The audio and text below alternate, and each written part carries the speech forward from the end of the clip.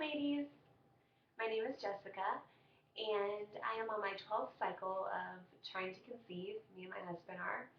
Um, just to give you a little backstory on my husband and I, my name is Jessica. His name is Charlie. We have been together for 7 years, and we've been married for 2. We have been trying to conceive for about 11 months now, but it's been 12 cycles since my cycles are pretty short. They range from the shortest I've had is 22 days, the longest has been 28. So my normal is about 25 days. Um, we love children and we cannot wait to have a family of our own. We're so excited about this. We have Okay, we have been so excited about this journey, but now that we're at the 12th cycle mark, it's kind of like, okay, this is getting old. I'm ready for a baby now. But I wanted to make this video just to connect with other TTCers and so that I could share my journey with other people and hopefully answer some questions along the way and then hopefully make a video about my BFP. I hope so. Some things about my fertility or lack thereof. Like I said, we've been trying to conceive for 12 cycles. I went to a doctor's appointment last week and it was a fertility checkup I just talked to her about it and had any tests done that day. But I did discuss with her my problems, my issues, why asking questions about why it's taken 12 cycles and why we're still having to go on this journey. She ordered a couple of tests for me. On day 3 of my cycle, I had a LSH and a TSH test. I'm not quite sure what the LSH test is, but the TSH was for your thyroid. And I do have trouble with my thyroid. I have hypothyroidism. And this was discovered about 4 months ago. So I've been on Synthroid, which is thyroid medication, for those 4 months. And hopefully it's starting to level out now so that will really help with my fertility. I know that thyroid problems cause a lot of trouble with infertility. So hopefully that is getting straightened out now. She did order another thyroid test for me, so it could be that my levels are still really high. I hope not, but I don't have those results back yet. So that happened on cycle day 3. Today is cycle day 9. And today is a Monday. On Friday, I had the test, the HSG test, which is a test to make sure that your fallopian tubes in your uterus and everything is working correctly and there are no blockages or scarring or tilted uterus or abnormal shape or any of that. So I'm just going to kind of give you my experience on the HSG. It was scheduled for 10:30 in the morning. They told me to arrive at 9:45 at the hospital. So my husband and I got there at 9:45. I was prescribed Vicodin and Valium. So I took both of those an hour before the procedure, so I took those at 9:30. The procedure was set to be at 10:30. Around 10:30, we were called back into another waiting room, and they were saying that the ultrasound room or the x-ray room, the radiation room was being used and that it could be a little bit. So we waited there for maybe 30 more minutes, and then she called us into an x-ray room, and I left all my clothes on, and she just did a normal x-ray of just that area. So I had that, and then we went back into the waiting room and waited for, I'd say, another hour. So by this time, my pain medicine was kind of wearing off, and I was getting kind of anxious about the procedure and about how the pain medicine was wearing off and all that kind of stuff. But my husband was there to reassure me that everything was going to be fine and that would be really quick. So if there was pain, it wouldn't last that long.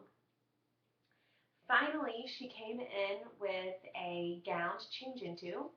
So I changed into the gown, and I'm trying to pull up a picture of the room so that y'all can see. So she called me into the room. I was in the gown, and she had me sit on just a flat countertop looking thing. This is the room. I don't know if you can see very well. Sorry that this isn't very good. But that's the room. That's me in my little gown. And then this over here is the x-ray machine that runs over you. So I was sitting on that countertop looking thing for a while until the radiologist came in and my OB came in. She was the one that performed the procedure. She had me scoot all the way down to the bottom of the table or bed or whatever. It wasn't really bed, but of the platform, and had my legs bent at the knees, kind of like you're getting a regular exam. And she inserted a speculum, and then she inserted a very flexible tube. She showed it to me, and she inserted that into the uterus. That did not hurt at all. I didn't really feel any of it. Well, of course you feel it, but it didn't hurt. There wasn't any pain in inserting the little tube thing. At the end of the tube is a balloon that blows up to make sure the ink doesn't fall out. So once that is in there, I saw, my insides on the x-ray machine, and I couldn't really tell what everything was. My husband said that he could tell, the fallopian tubes and the uterus and all of that. I couldn't really tell what it just looked like blobs to me. I didn't know what they were.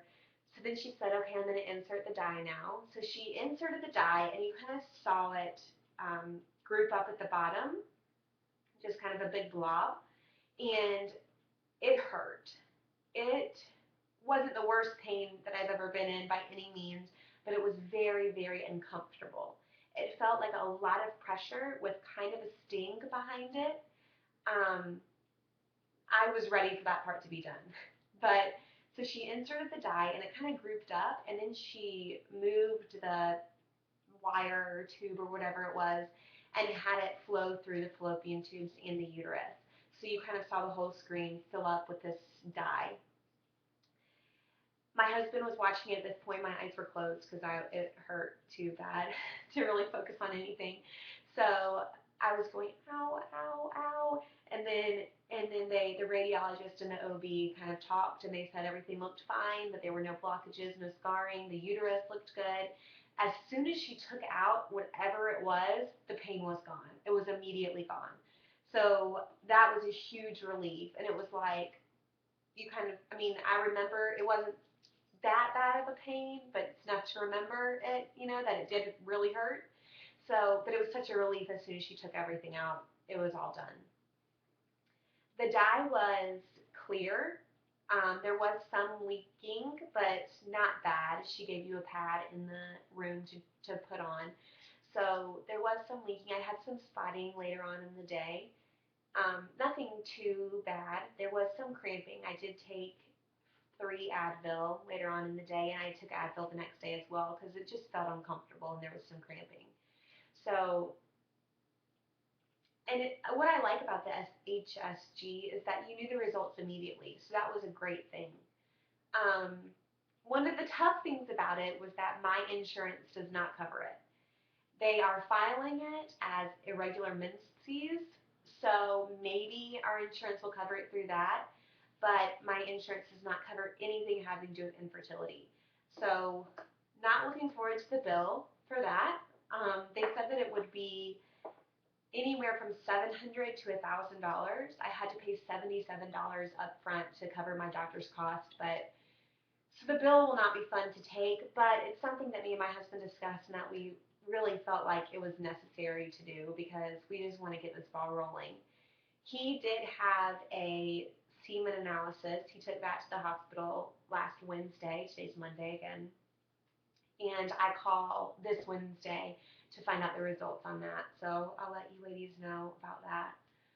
Again, on day 20, I'll have another test. I'm not quite sure what that test is, but it's just a blood test. So I'll have that again on day 20. And hopefully this will be our month. I'm crossing my fingers and praying that this will be it because she said that is when you get the HSG, it really clears out everything and it makes those swimmers, it makes them, I don't know, I guess it makes a more hospitable environment for them.